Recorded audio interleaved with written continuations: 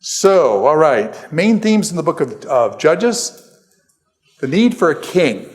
The book of Judges is a period of chaos, and it points out then this need for a king to rule over Israel, okay?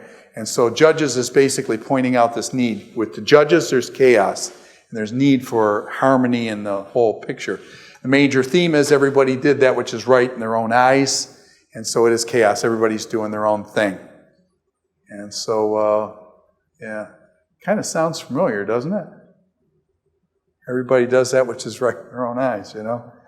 And Judges cycle. Okay, this is a literary cycle, and we're going to actually walk through this cycle business. In the book of Judges, there will be this literary cycle, and it will start out like this. The people will basically serve the Baals and the Asherahs. The Asherah was the female, and Baal was the male. And it's all sorts of really corrupt stuff. We actually know a whole lot about Baal worship now. It's very, very, very corrupt worship. And the gods, they do battle and they kill one another. They chop one, like the one place, they chop them in half and they take part, make half of the sea and half of the land and stuff. So a lot of really cruel stuff with these gods and stuff, really immoral stuff. The Baals, the people actually go after Baal. God delivers them, Jehovah delivers them, but then they go after Baal. God gets upset when they do that, and so basically God then says, okay, he's upset. He sells them into the hands of the Ammonites. He sells them into the hands of the other folks. So then what happens? When they get sold into the hands of the Moabites and Ammonites and things, and the people then cry out to God in repentance. They cry out to Jehovah, and they say, repent, and that's... the people repent. They cry to the Lord. Now, what happens after they repent? This is when the judge, God relents, and God raises up a judge.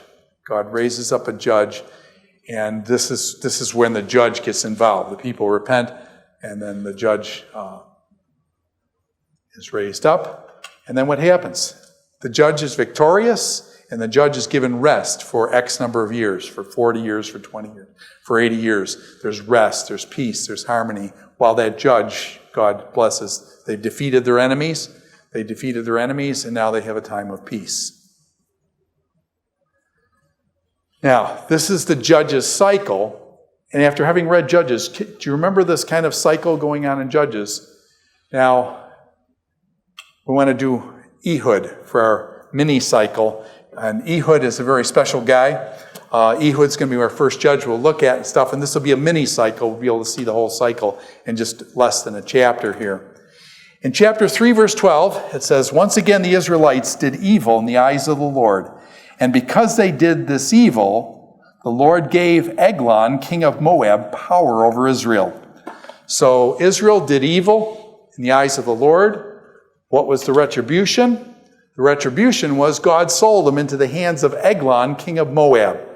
Now, what do we know about this guy, Eglon, king of Moab? We know one thing about him. He's what? Yeah, the Bible describes in great detail that this guy is like overweight, fat. Now, in America, when you think overweight, obese kind of things, you think what? Negative, all this kind of stuff. In that culture, did those people value that? And actually, who were the people that were overweight and obese like this? Was it the kings? The kings were that. The kings were the big guys because they had all the food coming their way and things. And actually fat is used as a word of strength, as a word of strength and stuff. So it's very different in the Old Testament when you read this stuff about fat. What fat means is success and prosperity. That's what it means, success and prosperity. And so it's very different than how we think about this. So this guy, it goes into detail and stuff, he's from Moab, and then what happens? Ehud comes on the scene as a judge. God lifts him up, and but what's the deal with Ehud? Ehud, let me just read through this. Again, the Israelites cried out to the Lord, and he gave them a deliverer. Ehud, a left-handed man, who's a Benjamite and stuff, and the Israelites sent him to pay tribute. What do we know about Ehud? We know that he's left-handed. Ehud has a difference. Most people are right-handed. How many people are left-handed or something? Okay. Yay for us, okay? I always this is one of the reasons why I like this passage, because lefty and things, if you've ever been in school, is school all geared toward right-handed people, if you've ever had to sit down at a desk, except here, yeah, and there's a few in Gordon, we've kind of tried to accommodate the lefties, but that's good. I see there's another lefty there. He's lefty. When you come up with somebody and you check them for their weapons, are there certain places people carry weapons? Are there certain places people carry weapons?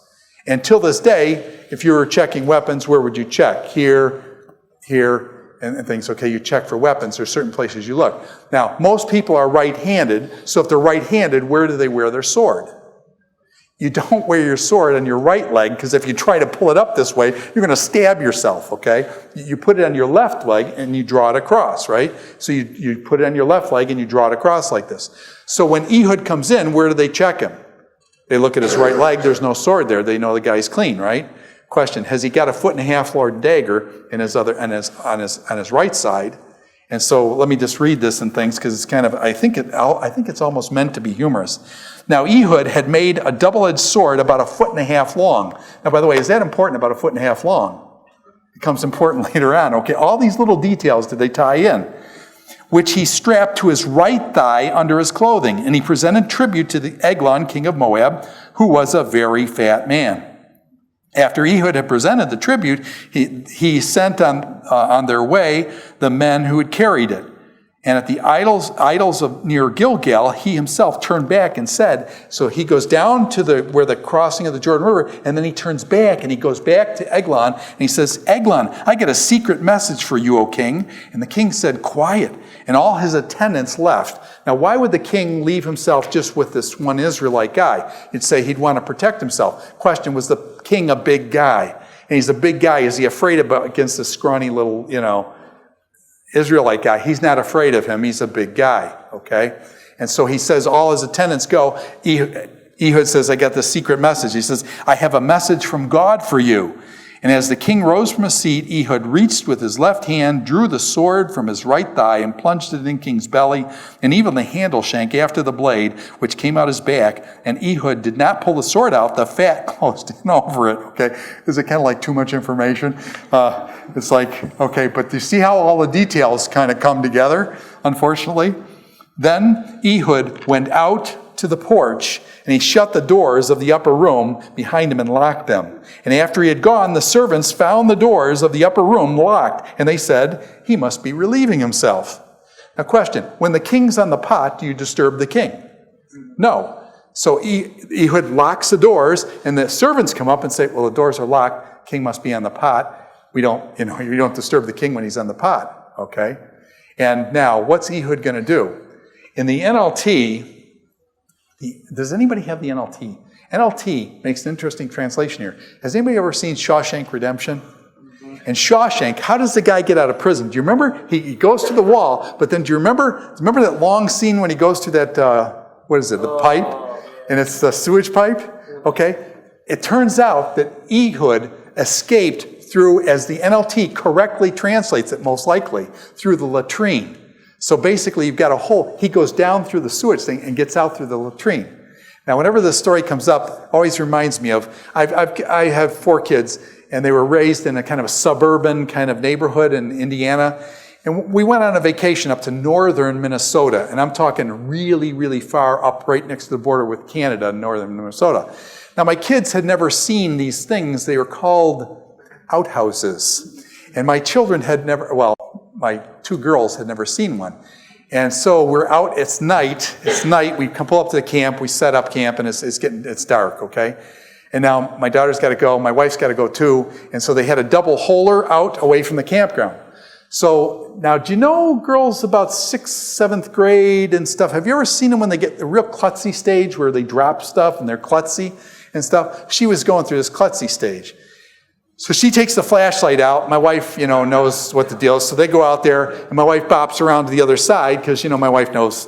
She grew up in northern Minnesota, and so she knows. So she bops around the other side. She goes in here. My daughter goes in, and it's like is this place safe, first of all? What's the deal? There's no light switch here. It's pitch black out here. So what she does is she takes her flashlight and she shines it down in the hole to see, somebody down there, what's down there? I don't know what's down there. I'm going to find out. She's curious, and she looks down there, what's in. But she's also very klutzy, and this is the honest truth, she drops the flashlight.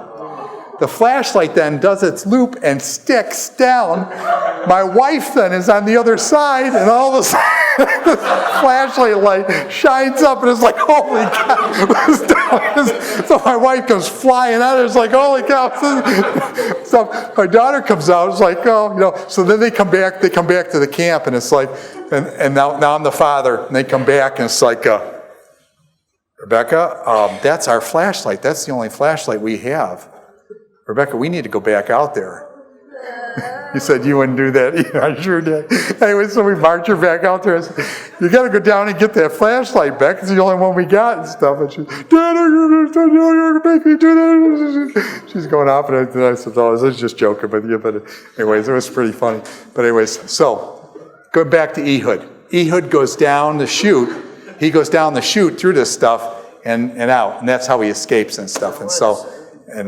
pardon? That's what it says in the NLT. Yeah, the NLT uses the word he escaped through the latrine, and that's probably the right way. The other translations cover it over and just say he escaped and things like that. They don't tell you that it was probably a Shawshank Redemption, very similar to Shawshank Redemption. But anyway, that's Ehud.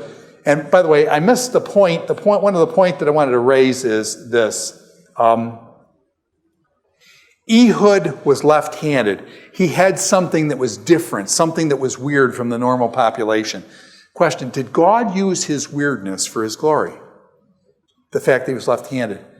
And I just want to suggest that when I was younger, I always wanted to fit in with other people. And half my life it was like I realized I'm just plain weird. And I just didn't fit in. I didn't fit in like anywhere. It was always like, I was always like the weird thing. I mean, I could do all this stuff, play sports, everybody wanted me on my teams and stuff, but I always knew I just didn't fit in, really, and things like that. It was weird. And what I want to say is, and so I ended up trying to cover up my weirdness for most of my life. I spent, trying to make people think I was normal and stuff. And then I realized, I don't know, in my mid-20s and stuff, that give up, man. You're just weird. Just acknowledge it and be out with it, okay? But I look at some of you, and I say, you're in the same ballpark, man. What I'm saying is,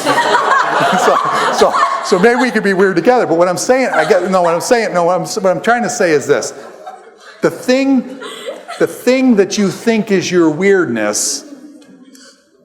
Yeah, actually, when I left Grace College, I had taught there for 22 years. I'd wondered why I never got fired there, and one of my friends knew me really well. He says, Ted, I said, how come I never got fired here? I mean, all my friends got fired. I didn't get fired and stuff. And the guy says, Ted, you were so far out there, nobody knew where you were. So anyways, they just let you go because it was just... Anyways, so what I'm saying is, and I really mean this strongly, the thing that you think is the really weird thing about you, I'll bet you anything God uses the weirdness. And that very thing that brings, in one sense, shame, try to cover it up and stuff, God uses that thing that's you think is the most devastating wrong thing. God will turn that into, you meant it to me for evil, God meant it for good kind of thing. God takes a person's individuality like that's so unique, and God uses that. God used Ehud. I mean, there were all these Israelite guys. Who did God use? He used the left-hander and used that particular uniqueness that he had for his glory. What I'm saying is be careful. Don't try to cover up and destroy your own weirdness. Allow yourself to be weird. Allow yourself to, and how should I say, enjoy that, okay? And I just, it's that very point that's different that oftentimes God uses and things. So anyway, all right, now here's just a map trying to lay out the territory. The Moabites were up from there, and they come down here to Jericho and taken Jericho. Is this really close to Israel? Here's Jerusalem, yes. So the Moabites had been really aggressive. Ehud's going to drive them back. And actually, these guys are from up there, and that's where the Moabite king was up, making an alliance there. And Ehud comes down to the Gilgal, down in this area, crossing the Jordan River, and then he turns around, he goes back up, and that's when he gets the king. And so that's kind of where the area, the territory, where it takes place and stuff. So just getting a sense of the geography of it. Yes, Eric, yes. Yeah.